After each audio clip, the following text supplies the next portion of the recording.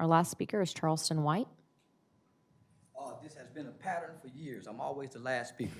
I remember being given permission by the Fort Worth Police Department to sell marijuana in this city.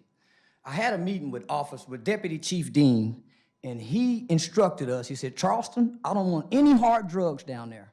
I want you to tell the old man that I don't want to hear anything about he can't stop it. So we sold weed forever.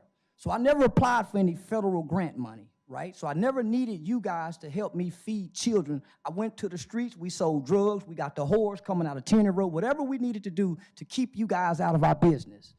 So when I get a call from Officer Charles Rogers and say, hey, can you help me get some guys that will volunteer to come into the middle school? I'm already know you guys are gonna play politics, right? Because I infiltrated your police department and stole a lot of information. And so you guys try to keep me out of things, but the community keeps doing. When you guys push me down, this is what the community does. They push me right back in front of y'all faces. Now I have a national audience. So let me tell you about Officer Rogers. I was in a strip club one night, and Officer Rogers, I contacted the NAACP president. I contacted U.S. Department of Homeland Security Special Agent Keith Owens for the Human Trafficking Division, and I called Charles Rogers about 1 o'clock in the morning with music playing and strippers around me. And we rescued that lady the next day. Officer Tracy Carter involved himself in that and interfered just like he's interfering now.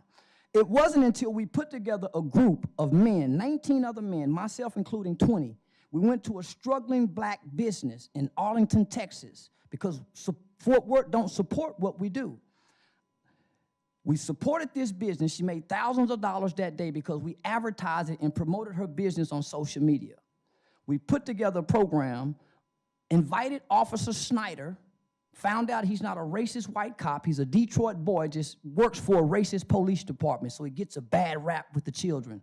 We're gonna teach these children that this is a good man. Well, how do you know they're good? Do they feel bad when they do wrong? Do they feel bad when they do wrong? So here we go, the police department interferes and says, hey, he's on a video with Charleston with 19 other men in a community event doing gang intervention and prevention. You guys pay a lot of money for the VIP program that the Kelly Allen Gray put together.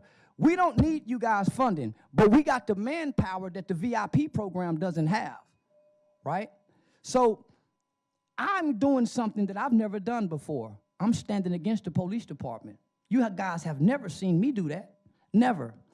It's easy to hate now because you guys are interfering with children's lives. It's easy to spread the narrative that we hate y'all.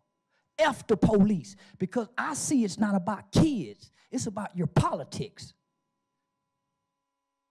That's the last of our speakers this evening. Meeting adjourned.